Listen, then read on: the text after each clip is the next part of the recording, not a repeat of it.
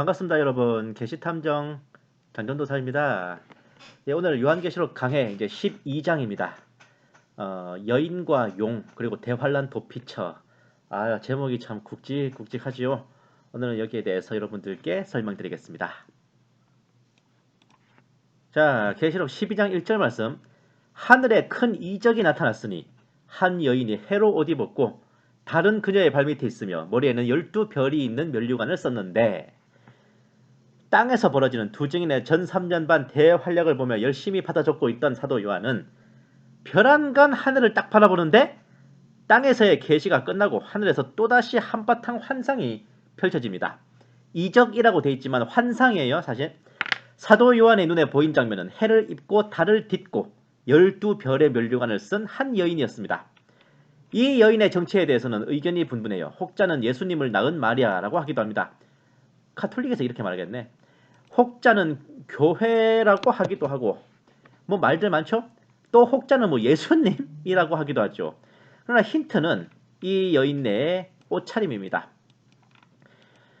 해와 달과 12별, 몇 년 전 천체 별자리의 움직임을 관찰해서 2017년 9월 23일이 종말의 날이라고 하는 시한부 종말론이 번진 적이 있었습니다.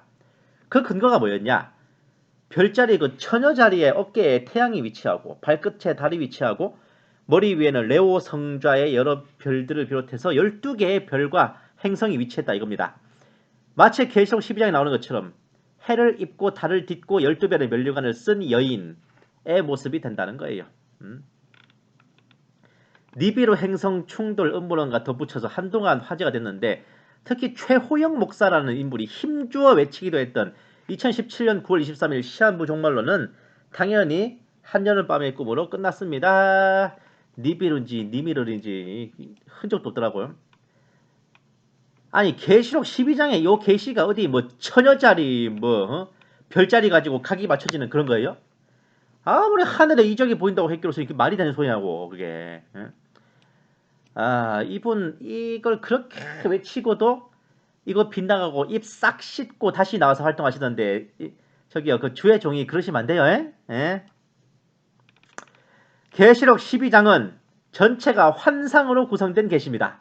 바로 이스라엘의 사명과 역사 그리고 대환란의 때 그들이 어떤 운명과 마주하게 될지 상징적으로 보여주는 장면입니다. 그렇습니다. 본 계시탐정 분명히 이스라엘이라고 했습니다.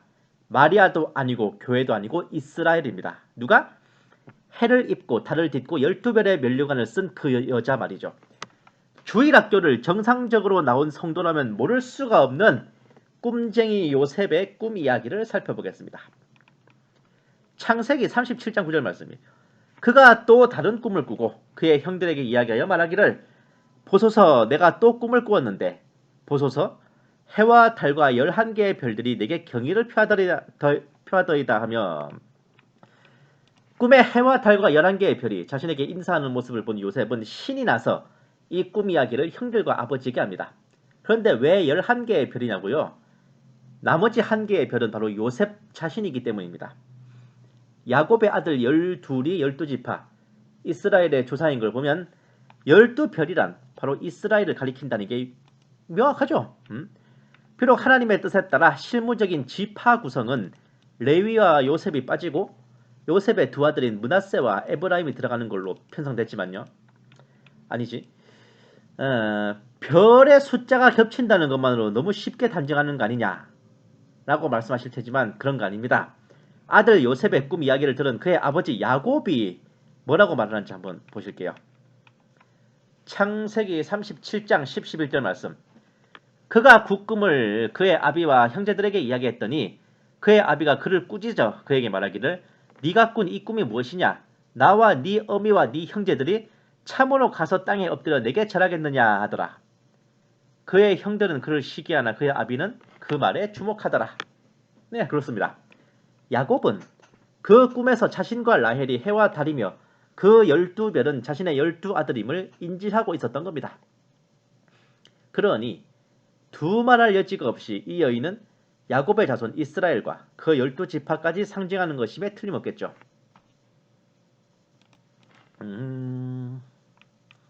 자, 2절 말씀.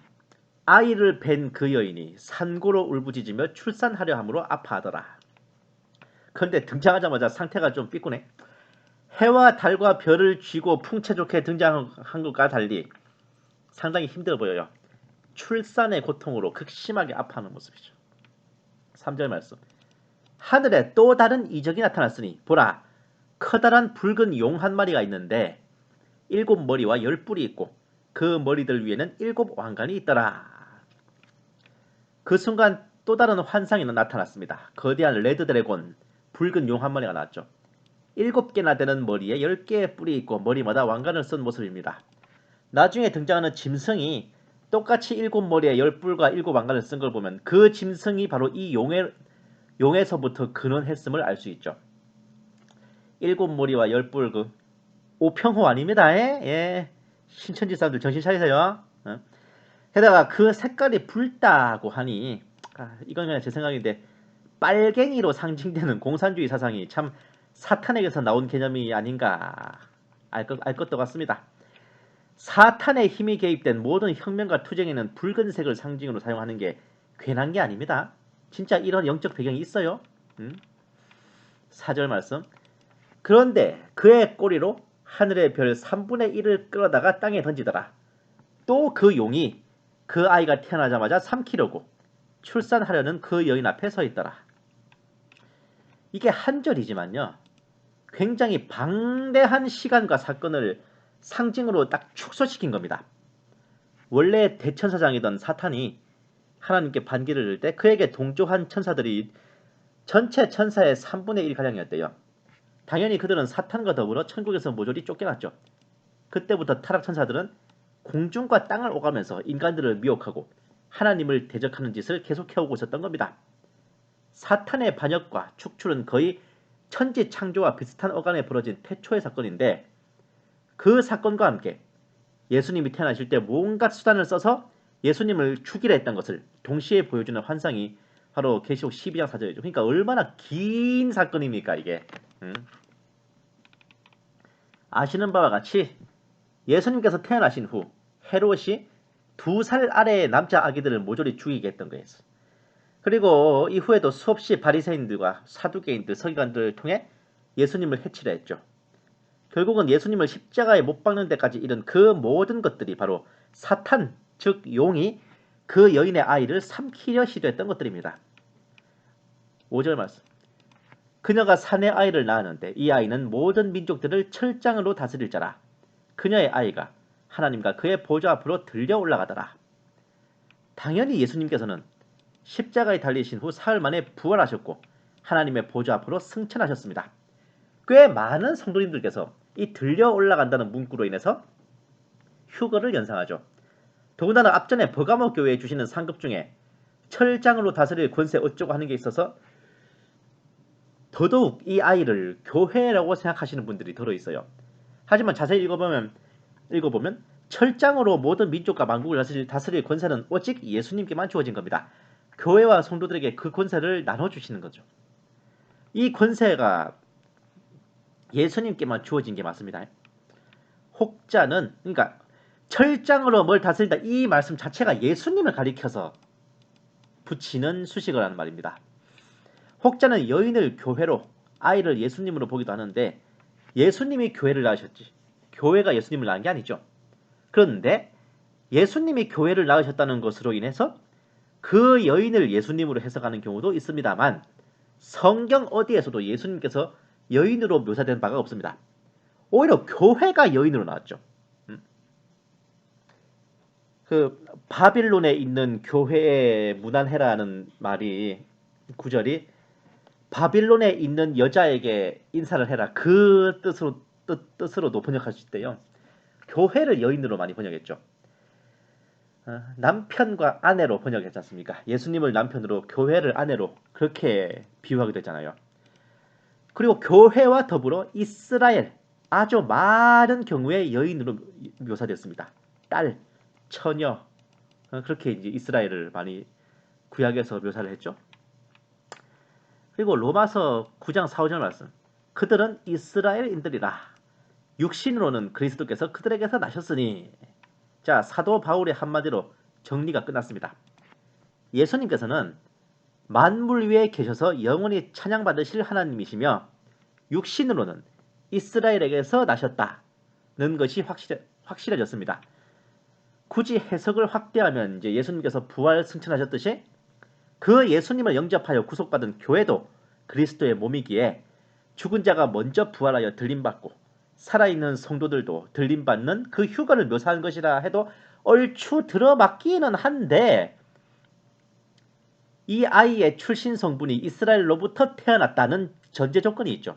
그렇기 때문에 엄연히 이제 여인이 낳은 아이가 하나님의 보호자로 들려 올려지는 장면을 이방인 교회의 휴거로 보기에는 빈틈이 있습니다. 그냥 예수님께서 부활 승천하신 걸로 보는 게 보다 타당해요. 6절 말씀, 그 여인은 광야로 도망하였는데 그곳에는 그들이 그녀를 1260일 동안 부양하도록 하나님께서 그녀를 위하여 마련해 놓으신 곳이 있더라. 창세 때 사탄의 반란, 초림 때 사탄의 예수님 해침, 7년 대환란까지 파트마다 수천 년이 훨훨 건너뛰죠. 이 환상을 보면.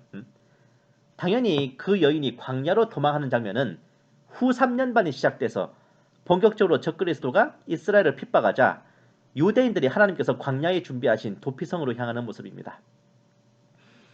산후조리를 하는 기간은 1260일로 딱 3년 반이죠.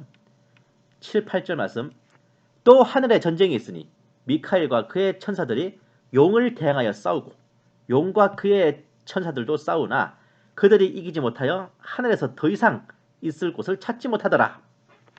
이 장면은 앞전에 용이 별 3분의 1을 땅으로 끄집어내리는 그 태초의 반란 사건이 아닙니다. 전 3년 반이 끝날 무렵에 말 그대로 하늘에서 벌어진 천군 천사들과 타락 천사들의 맞짱인데, 용과 그의 천사들이 하늘에서 더 이상 있을 곳이 없다라는 것에 약간 주목할 필요가 있어요. 사도 바울께서 천국에 다녀왔을 때 그분은 이제 셋째 하늘에 올랐다라고 적으셨죠. 그런데 왜 하필 셋째 하늘이냐? 보세요. 첫째 하늘은 우리가 위로 올려다보면 보이는 대기권입니다. 둘째 하늘은 지구와 천국 사이의 우주 공간입니다. 셋째 하늘이 바로 하나님이 계시는 천국인 겁니다.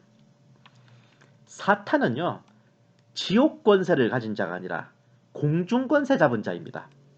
그의 초소는 흔히들 생각하시는 것처럼 지옥의 보좌가 아닙니다. 천국과 지구 사이의 우주 공간, 은하계라 불리는 지역, 이 지구 대기권 하늘까지 포함해서예요. 그곳에서 권세를 잡고 머물면서 지구를 오가며 공작을 펼치는 거죠. 그의 수하들인 타락천사 마귀들도 마찬가지입니다. 그들 중에 굵직한 것들은 홍수 이전에 인류를 미혹해서 네피림을 만들고 깽판을 부리다가 홍수로 한바탕 쓸려 나간 후에도 가나안 족속들을 미혹하여 똑같이 네피림을 만들고 개판을 부렸죠.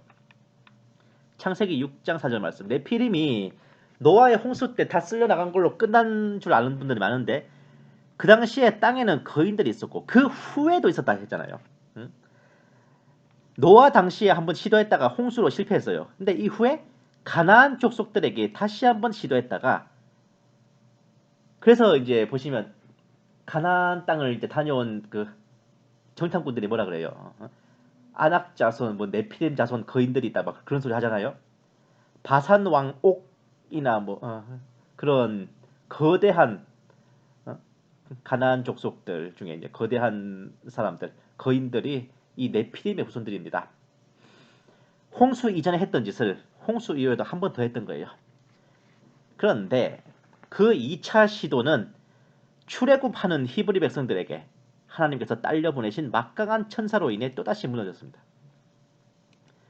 이 거인들은 이스라엘 자손들에게 다 잡혀 죽고 이 타락 천사들은 네피림 생산을 위한 혼혈 작업이 완전히 실패하며 지옥으로 다 끝앞에 들어갔을 거라고 저는 봐요. 일단 모세의 토벌과 여호수아의 7년 전쟁 이후에 다윗의 토벌로 이제 이 네피림들은 완전히 씨가 마른 거죠. 물론 그 전에 이미 출애굽 당시에 이 네피림들을 만들었던 그 타락 천사들은 하나님께서 따로 보내신 천사장으로 인해서 다 지옥으로 끌려 들어간 겁니다. 이 천사장이 어디에 나오냐고요? 자, 봅시다. 출애굽기 14장 19절 말씀. 이스라엘의 진영 앞에 가던 하나님의 천사가 움직여 그들 뒤로 오니 구름 기둥도 그들 앞에서 옮겨 그들 뒤에 서고. 출애굽기 23장 20, 21절 말씀. 보라 내가 한 천사를 내 앞에 보내어 길에서 너를 지키게 하고 내가 예비한 곳으로 너를 인도하게 하리라. 그를 주의하고 그의 음성에 복종하며 그를 화나게 하지 마라. 그가 너의 허물들을 용서하지 아니하리니 이는 내 이름이 그의 안에 있음이니라. 출애굽기 23장 23절 말씀. 내 천사가 네 앞에 가서 너를 아모리인들과 힛인들과 브리스인들과 가나안인들과 히위인들과 여부스인들에게로 데려가리니 내가 그들을 베어버리리라. 히브리 백성들과 동반해서 천사 하나를 보내시죠. 주님께서. 네피림의 후손 거인들이 히브리 백성들의 칼날에 죽어나가는 동안에 영적인 이면에서는 그 네피림의 아비들인 타락천사들이 이 강대한 천사에게 얻어터지고 있었습니다. 그 결과 베드로후서 2장 4절 말씀. 하나님께서는 죄를 지은 천사들조차 아끼지 아니하시고 지옥에 던져서 흑암의 사슬에 내어주어 심판때까지 가두어 두셨으며. 유다서 1장 6절 말씀. 또 자기들의 처음 지위를 지키지 아니하고 자신들의 처소를 떠난 천사들을 주께서 영원한 사슬로 묶어 큰 날의 심판때까지 흑암 속에 가두어 두셨느니라. 모든 지옥 간증을 말하는 사람들이 단 한 번도 언급하지 않는 두 구절입니다. 이게 지옥 간증이 성립이 안 되는 이유가 바로 이 구절들 때문에, 이 두 구절 때문에 그렇습니다. 이렇게 굵직한 타락 천사들이 결박돼서 지옥에 유폐되는 사건을 벌어지게 됩니다. 그러나 인간의 경작을 위해 마귀들의 활동을 한시적으로 허용하시는 게 주님의 뜻이죠. 은하계라 일컫는 어두운 우주 공간은 사탄과 마귀들의 구역으로 남게 됐죠. 이로써 사탄은 공중권세 잡은 자라 불리게 되며 하나님께서 지으신 것들 중에 궁창, 즉 하늘은 보시기에 좋다는 평을 받지 못하게 되었던 겁니다. 또한 마귀는 지옥을 다스리는 자가 아니라 지옥에 갇혀있는 자임이 더 확실해지죠. 사탄이 지옥에서 왕노릇하며 노닥거리는 지옥 간증들은 그냥 야부리입니다. 야부리. 좋게 봐줘도 마귀들이 그 지옥 간증자를 미혹하려고 홀로그램처럼 만들어낸 그런 사기 환상에 불과합니다. 참고로 유대 전승에 의하면 이 강대한 천사는 바로 선지자 에녹이 신령한 육체로 변신한 메타트론 천사장입니다. 진짜 로봇인 것 같아요. 어쨌든 9절 말씀. 그리하여 그 큰 용이 쫓겨나니 그는 마귀라고도 하고 사탄이라고도 하는 옛 뱀, 곧 온 세상을 미혹하던 자라. 그가 땅으로 쫓겨나고 그의 천사들도 그와 함께 쫓겨나더라. 지구와 천국 사이의 어두운 하늘, 우주공간, 은하계 그리고 깊음이라 불리는 우주공간의 거대한 물층에 머물던 사탄과 마귀들은 마침내 그곳에서조차 퇴거 명령을 받게 됩니다. 반항을 해보았지만 미카엘을 비롯한 천사들이 법원의 영장을 받아온 집달리로 빙의해서 빨간 딱지를 붙여대니 100일 재간이 없죠?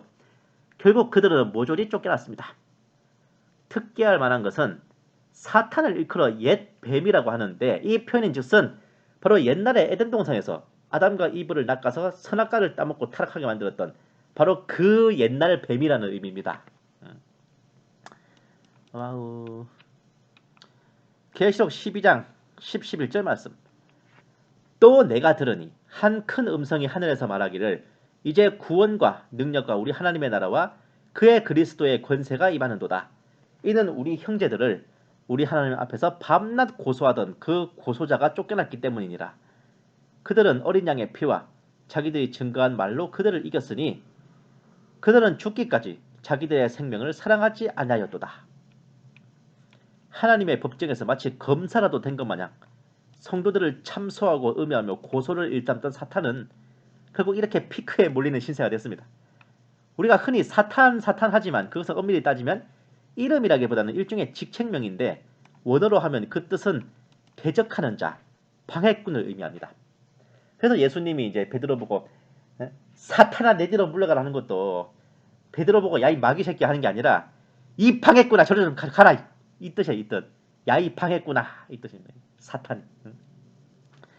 흔히 마귀라고 하는 이 헬라어 단어가 디아블로스인데 디아블로라고 유명하죠. 이 디아블로스가 중상모략하는 자, 고속꾼 이런 뜻이래요. 이게 얼마나 상습적으로 모함과 음해를 해대고 고소를 일삼았으면 그게 그대로 마귀를 뜻하는 표현이 됐겠어요. 얼마나 하나님과 성도들을 대적하고 방해를 해댔으면 이 방해꾼이라는 그 단어 자체가 그대로 이름이 됐겠냐고. 사탄이라는. 응? 그러나 어린 양 대신 예수님의 십자가 보혈 그리고 그 구원의 복음은 그 사탄과 마귀들을 넉넉히 쳐부수고도 남습니다. 영적 전쟁에서 이미 승리를 가져다 준 열쇠예요. 우리가 죽기까지 예수님에 대한 사랑과 믿음을 잃지 않고 우리 자신이 믿고 또 그 복음을 전한다면 그 어떤 마귀도 우리를 이길 수 없습니다. 12절 말씀. 그러므로 너희 하늘들과 그 안에 거하는 너희는 즐거워하라. 땅과 바다에 사는 자들에게는 화 있으리라. 이는 마귀가 자기 때가 얼마 남지 않았음을 알고 크게 분노하며 너희에게로 내려갔습니다. 고 하더라. 이미 환란전에 휴거되어 천국에 거하는 교회와 성도들은 한바탕 혼인잔치를 누리며 샴페인 터뜨리고 즐겁게 웃고 떠들고 부어라 마셔라 하고 있지만 지상에 남은 사람들은 완전히 새됐어. 이제 공중에서도 쫓겨난 마귀들이 갈 곳이 어디 있어요? 이 땅뿐이지. 그대로 지구로 다 내려왔단 말입니다. 13, 14절 말씀. 그 용이 자기가 땅으로 쫓겨난 것을 알고서 사내 아이를 출산한 그 여인을 박해하더라. 그때 그 여인이 큰 독수리의 두 날개를 받았는데 이는 그녀가 광야에 있는 자기 처소로 날아가서 그곳에서 그 뱀의 낯을 피하여 한 때와 두 때와 반 때를 부양받으려 함이더라. 용, 사탄은 공중에서 쫓겨나 땅으로 내려온 후에 자기의 대리인인 짐승 적그리스도에게 자신의 보좌와 권세와 능력을 명의 이전합니다. 아예 거의 합체를 했어요. 본격적으로 적그리스도가 영도하는 세계정부 그리고 신세계 질서의 모든 역량을 총동원해서 그 여인 이스라엘을 박해하기 시작합니다. 앞에서는 1260일이라고 하는 것을 여기에서는 한 때와 두 때와 반 때라고 하는데 옛날 다니엘 선지자가 이런 표현을 사용한 적이 있죠. 다니엘서 7장 25절 말씀.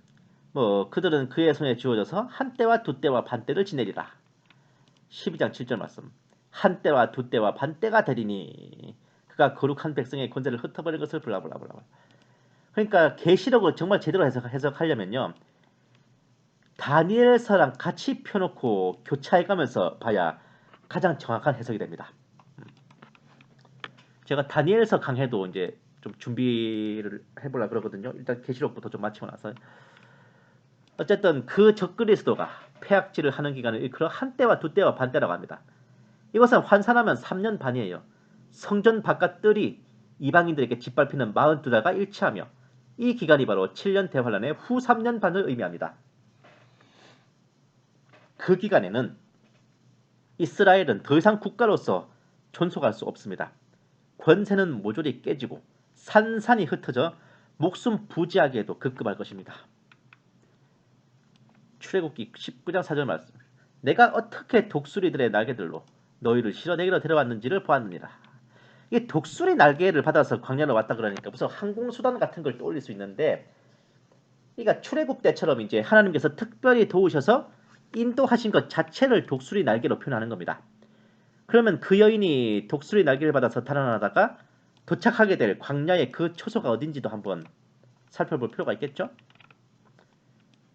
이사야 16장 1절하고 4절 말씀입니다. 셀라에서부터 광야로 시온의 딸의 산으로 보낼지니라. 나의 쫓겨난 자들을 너와 함께 거하게 하되 모아봐 너는 약탈하는 자의 면전으로부터 그들에게 숨을 곳이 되라. 1절의 셀라는 바로 그 유명한 페트라입니다. 에돔의 영지에 있죠. 그와 더불어 모압에게도 쫓겨난 이스라엘 백성들에게 숨을 곳이 되어주라고 하나님께서 명령하시는 말씀이 나옵니다. 이 말씀은 이사야 선지자 당시의 모압에 대한 예언임이 1차적 의미지만 2차적 의미는 바로 에돔 광야의 페트라와 모압 일대가 후 3년 반에 이스라엘이 피신하도록 하나님께서 준비하신 도피처라고 보고 있습니다. 야곱의 형 에서의 후손인 에돔과 그 롯과 딸의 근친으로 태어난 후손인 모압은 다들 아시겠지만 구약 역사 내내 이스라엘을 괴롭힌 걸림돌이었죠. 하지만 대환란 때 이스라엘을 구하기 위해 하나님께서 미리 예비하신 존재들이었다고 하면 지나친 비약일까? 굴러댕기는 돌멩이도 칼 가는 데라도 쓴다 그러잖아요. 아예 한 번은 써볼 때 써야지.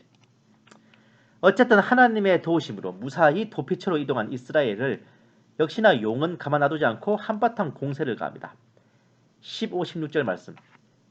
그 뱀이 여인 뒤에다 자기 입에서 물을 홍수같이 쏟아 그 여인을 홍수에 떠내려가게 하려 하되 그 땅이 그 여인을 도와 그 입을 벌려 용이 그 입에서 쏟은 홍수를 삼켜버리더라.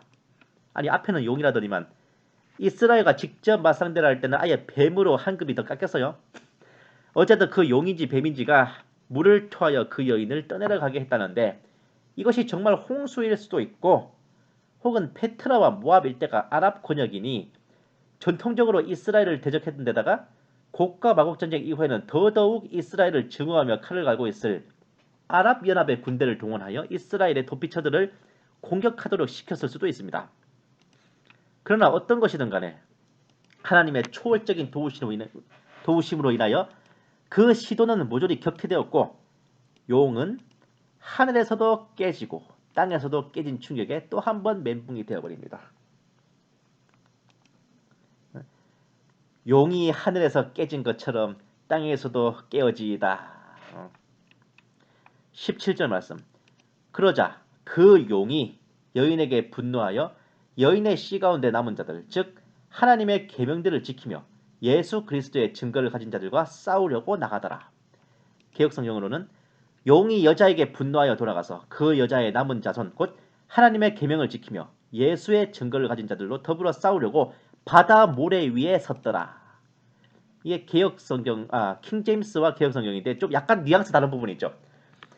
여기서는 그러니까 킹제임스에서는 용이 그냥 싸우려고 나갔더라 여기 말만 하는데 개역성경에서는 싸우려고 나간 게 아니라 바다 모래 위에 섰다고 하죠. 여기서는 왜 바다 모래가 나올까? 이거는 제가 다음 장에서 한번 설명해 드릴게요. 13장 강의에서 설명해 드릴 거예요. 되게 좀 재밌는 부분 하나 있어요. 어쨌든 제대로 열이 뻗친 용은 분노하며 새로운 전쟁을 준비합니다. 그 대상은 하나님의 계명을 지키고 예수님의 증거를 가진 자들이라고 하니 많은 사역자들이 교회 성도들이라 생각하고 교회 환란 통과서를 주장하기도 했습니다. 또는 환란전 휴거를 믿는 축에서는 이들을 환란에 남은 성도들 정도로 보고 있는데 사실 예수님의 증거라는 표현에서 교회 성도 떠올리기 딱 좋죠. 근데 그보다 중요한 건요. 그 여인의 씨 가운데 남은 자들입니다. 분명히 해야 될 건요. 교회라는 존재, 우리가 흔히 생각하는 그 크리스천이라는 존재는 이방인입니다. 출신 성분이. 근데 이 여인의 씨, 여인의 자손이면요. 이방인이면 안 돼요. 이스라엘이어야 됩니다. 특히 여기서도 이제 일단 이스라엘 그 여인의 자손이고 그 중에서 하나님의 계명을 지키고 예수님의 증거를 가진 자들이라는 겁니다. 곡과 마곡 전쟁 이후에 이스라엘은 1차적으로 회심합니다. 에스겔 39장 22절 말씀. 그리하여 이스라엘 집이 그날 이후부터 내가 주 그들의 하나님인 줄 알리라. 28절 말씀. 그들 중 아무도 더 이상 거기에 남기지 아니하였으니 그들이 나를 주 그들의 하나님인 줄 알리라. 그리고 전 3년 반 동안의 두 증인의 예언 사역으로 다시 한번 회심할 기회를 갖게 됩니다. 동시에 14만 4천 명 동쪽 유대인 종들의 사역으로 인해 다시 회심할 타이밍을 얻습니다. 그러니 이스라엘은 현재와는 달리 대환란 동안에는 상당히 많이 회심하게 된 상태이며 최종적으로 하나님의 보호 아래 보존되는 숫자가 전체 인구의 3분의 1에 해당하는 겁니다. 그러니 유대인이라 해도 대환란에 이르면 거의 환란 전에 이방인 교회 성도와 좀 비슷한 상태가 되는데 그들 중에 다행히 도피처로 들어간 사람들은 보호 아래 있게 되지만 한순간 삐끗하는 바람에 도피처로 못 들어갔거나 혹은 제대로 회심하지 못했다가 동포들이 도피처로 들어가는 걸 보고 아니면 적그리스도가 본색을 드러내는 걸 보고 어쨌든 뒤늦게 회심했거나 아니면 미처 도피처로 가는 행렬에 참여를 못한 사람들은 남은 자, 레프트 비하인드가 되어버리는 거죠. 남은 자가 되어서 그 용의 분노를 온몸으로 맞닥뜨리게 되는 겁니다. 그러니까 줄을 잘 서야 돼. 물론 여인의 남은 씨라는 표현으로 인해 용이 싸우러 나가는 상대는 유대인이 1순위지만 당연히 뭐 각국의 찬조나 성도들이나 휴거를 목격하거나 혹은 환란 때 들어서서 영접하게 된 성도들도 당연히 제거 대상입니다. 하지만 분명히 말씀드리지만 후 3년 반에 이 적그리스도가 이것저것 침공하고 침략하고 점령하는 것은 세계를 집어삼키기 위해서 각 나라와 민족들을 치러 나가는 거지만 얘네들이 성도이기 때문에 거룩한 백성이기 때문에 하나님의 백성이기 때문에 용이 작심하고 박해를 하고 죽이려 들고 하는 대상은 이스라엘 유대인입니다. 이스라엘 유대인들. 그 외 나머지 뭐 환란 성도라는 사람들은 자기들이 있는 나라가 적그리스도에게 침공 당하면서 그렇게 죽거나 혹은 순교하거나 그렇게 되는 거지. 용과 짐승이 궁극적으로 뿌리 뽑고 멸절시키고자 하는 1차적인 상대는 바로 유대인입니다. 자, 이제 본격적으로 헬게이트가 열렸습니다. 적그리스도에 의한 42달 후 3년 반 짐승의 표와 우상 숭배가 강조되는 가장 무서운 시대를 마주하게 된 인류와 이스라엘입니다.